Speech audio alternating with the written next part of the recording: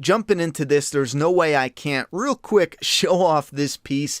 It is the last piece we needed before we went to print for Doomsday Kingdom Volume 1. Now, the campaign is going to end on Halloween, so you have until then to get all the freebies. That's $70 worth of product for a $30 price tag. That's the lowest tier. Unless you want to buy original art, you can check out the tiers, but the links will be down below. This is Doomsday Kingdom Volume 1 on Indiegogo, a new hot badass zombie comic. Look at this. Oh, I'm so in love with this cover. Anyway, clear up one last thing. We're going to be going to print this week, and as soon as we get them from the printers, we will be shipping out. We're not waiting until Halloween to ship.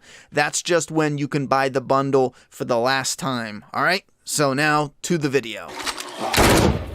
I think it's time for some tough love. As one of the last Walking Dead videos for probably a while, and I'm talking the main show, I don't know how much of World Beyond and Fear the Walking Dead I'm going to cover, but The Walking Dead is going to go and film 6 episodes to tack on to season 10, and then they're going to continue on for the finale. And I think if fans act now and speak now, not in a way of hate, but constructive criticism, saying, hey, you know what, we do want to carry this on and keep this franchise alive, but with the way it's going, guys, we need to admit it. I know some people love to come here and they hate when I don't like the episode because they just want positive discussion, but here's the truth. The Walking Dead is in a bad place. That's why AMC is making the cut, you know? If it was doing fantastic, they'd probably run the OG show out. But it looks like they are trying to trim the fat. Here's the thing. If we just keep accepting everything as, well, you know, it's The Walking Dead, so I'm happy we at least have that, it's not going to do any of us any good. It's not going to do the franchise any good. It's not going to do the people who work on it any good. And it's not going to do us any good. Because guess what? It's just going to continue to bleed. I've been saying this for years. The Walking Dead is running the risk of bleeding out and losing the respect it once had as a franchise and as a name and as a brand. We need better. We need a better budget. We need better dialogue, more organic dialogue. We need less repetition. We need new environments and new atmosphere, stronger connection with our characters, stronger character building, and we need it now. We've seen how many are coming. Lots more than we have. You see these fingers? Together, they make a mighty weapon. And then he slugs her. Now, I was going to bang out these reviews quickly after I did the live stream for this and for World Beyond. Just something little and condensed. But then I wanted to go back and rewatch the episode a couple of times. Actually, I didn't plan on that, but something was bugging me. In rewatching this to do a little concentrated review, I noticed I liked the episode less and less. So then I waited another day and I watched it again today. And I like it even less. Certain things that I loved when I first watched it, I still love after. There's a handful of things that there's just no way I'm not gonna like because they're just really cool. Whether it's how it played out, the scenes, the visuals, how it was done, the claustrophobic and the tension when they go into the horde the first time, how that contrasts with the second time when they go in and they're on the hunt and they're, you know, picking off the whispers one at a time. I was going to focus on a handful of positives, but I got to connect the negative. Here's where I'm at with The Walking Dead, and it's a perfect example, and I have a feeling a lot of you are right there with me. When they return and they're picking off the whispers one at a time, and we kind of see it from Beta's angle, I love it. The screams, I think there was even the score, the way it built up. How they did that scene was friggin' awesome. The problem, though, it's like a minute long, maybe less, like a legit minute. We have a whole huge finale. We got a lot of stuff that definitely could have been trimmed, and then we got one of these really cool scenes, and it's a minute. And a lot of those scenes that I did enjoy are like that. Like the final and the biggest disappointment, the final battle with Negan and Beta and Daryl, there's just no excuse. There's no way you're going to convince me it's not budget related. So yeah, there was a part of me that really enjoyed Beta getting stabbed in the face. You know, there was a part of me that really enjoyed how it morphed into his hallucination. But another part of me was screaming at this missed opportunity where, just if I can go down a side street real quick, Beta's sitting out there and we first hear the music that starts luring the walkers away. It was already set up that Beta's a country singer, and when he, or whatever, country like, when Beta ends up getting killed, it's kind of like his hallucination, him losing his touch with reality. It's kind of like the walkers, his fans, the crowd, they embrace him and eat him up, and they devour him the way fans would, devour their favorite performer on stage, right? It has that, it's set up in a really cool symbolic way that I do actually dig a lot. Minus the huge disappointment without having the fight, but that's besides the point. Going back to when the music starts pulling the walkers away.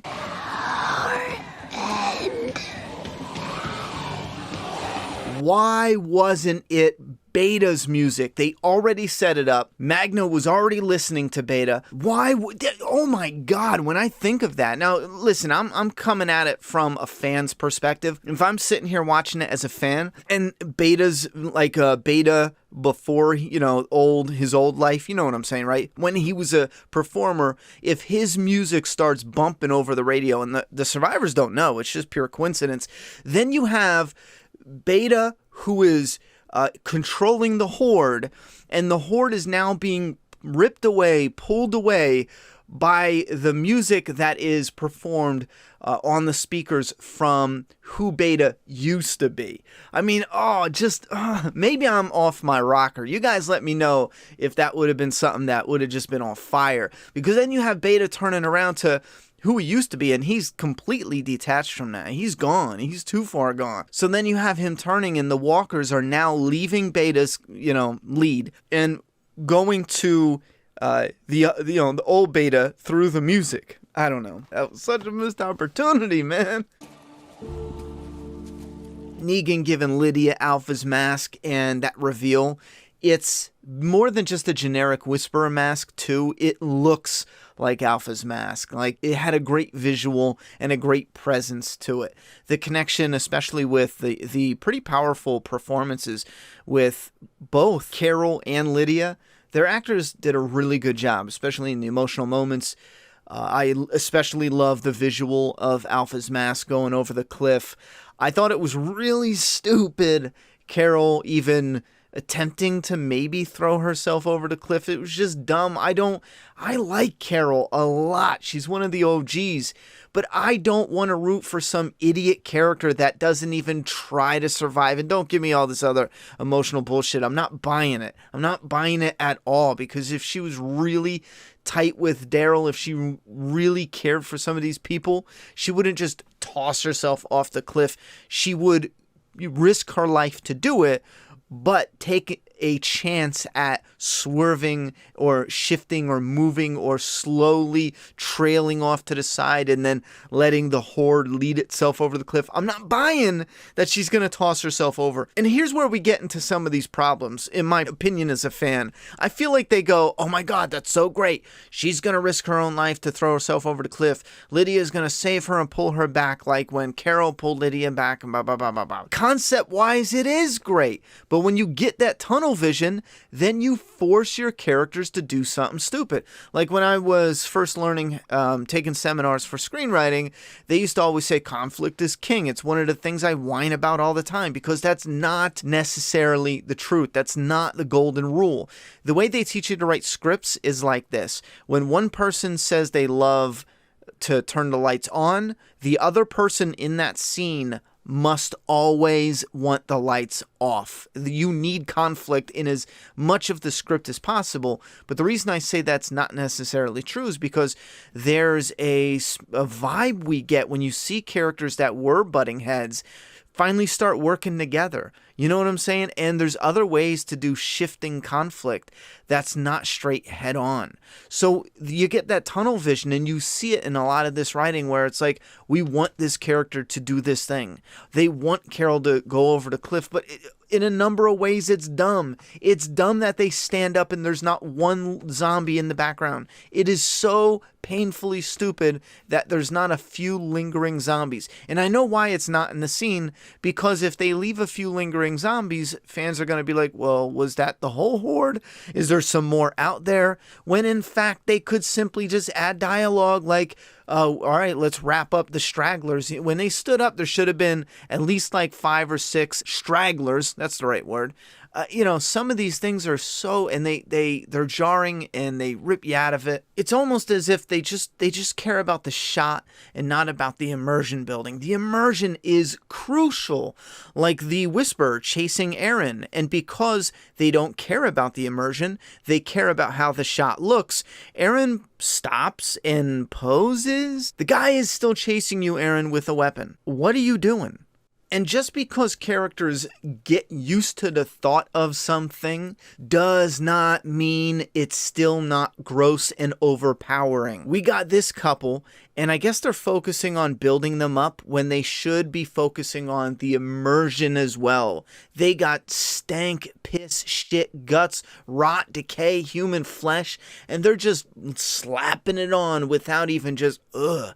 And you know what would be fantastic? And again, this is coming from a fan, but now that I mention it, I will be using it in Doomsday Kingdom. That's right, Doomsday Kingdom on Indiegogo. Hear me out. How much better would this have been as a fan? I'm not trying to say like, oh, I would have wrote it better, but as a fan, hear me out. Daryl and gang are going to go in the horde of zombies and mix themselves in using the guts trick that we've seen a million times, right? The guts trick is so easy. It's like we know they're not going to get hurt, but now there's Whisperers in the horde. That is adding a layer of complexity and tension and danger to the scene. You know what else you can do? Get the realism that's grounded in this world, that should be grounded in this world. It used to be in the earlier seasons when they were on point, but now have them grossed out. The stank of the zombies overpowers them. They're like breathing it in. They can't breathe. They want to breathe. They can't breathe. Sometimes they take short, sharp breaths, but they're right next to walkers. So if they cough, if they, struggle to even take a breath or wheeze or gasp or anything, throw up. You can see someone getting visibly sick and they're about to upchuck, but it's like, no, you're dealing with that, not being able to breathe. You're dealing with the, some of them might even pass out. It stinks that bad. That adds so much to the danger and the tension and the suspense and the immersion. Imagine our heroes heading in now with that, trying to keep their breath, trying not to throw up, trying not to cough and get devoured by zombies in the horde, but also they got to look out for these pain in the ass, Whisperers. It is a mountain of tension. And instead they're like, yeah, let's just 1 minute, they're going to get through. Let's kill some random character that no one's going to care about. Beatrice, let's be real. Sorry. The gore, I always love when we have some gore. I'm not really sure what Beatrice even was doing though.